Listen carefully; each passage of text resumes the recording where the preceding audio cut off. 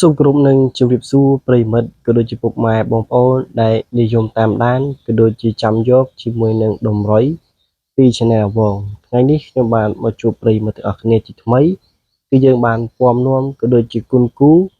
យកដំរីល្អសម្រាប់ដំរីថ្ងៃទី30ខែ7ឆ្នាំ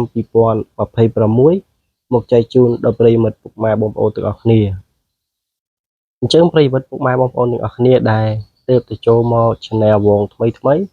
ហើយព្រឹកពុកម៉ែបងប្អូនទាំងអស់គ្នាចង់បានដំរីច្បាស់ក៏ដូចជាការគុណគូ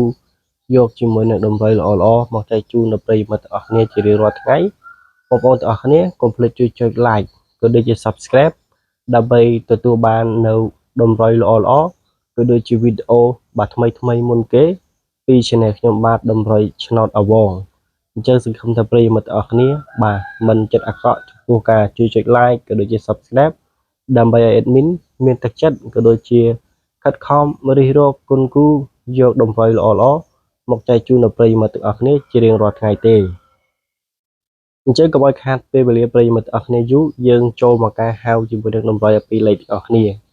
សម្រាប់ដំរីនៅថ្ងៃស្អែកគឺយើងមានបាទ23 71បាទគឺសម្រាប់ពីរលេខហើយមួយលេខទៀតគឺយើងមានបាទ45អញ្ចឹងសង្ឃឹមថាប្រិយមិត្តទាំងអស់គ្នាបានយក3យកភើប្រកាសទាំងអស់គ្នាឥឡូវយើងមកមើលជាមួយនឹងអា3លេខយើងវិញអា3លេខយើងមានបាទ372និង481និង824បាទពុកបែបបងប្អូនទាំងអស់គ្នាតន់បាទបើមិនទាន់ទេបងប្អូនយកដេកយកសិភៅមកកត់ទុកសម្រាប់លេខថ្ងៃស្អែកទាំងអស់គ្នា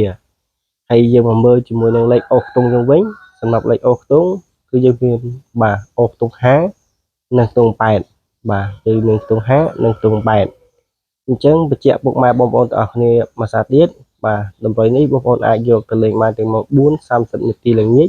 ក៏ដូចជាម៉ោង6:30នាទីយប់អញ្ចឹងសង្ឃឹមថាប្រិយមិត្តទាំងអស់គ្នា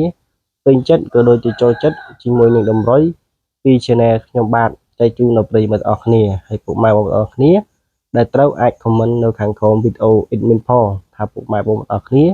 យកដំរីទៅគឺចូលបានលេខធំអញ្ចឹងវីដេអូក៏សូមអរគុណសូមគោរពលា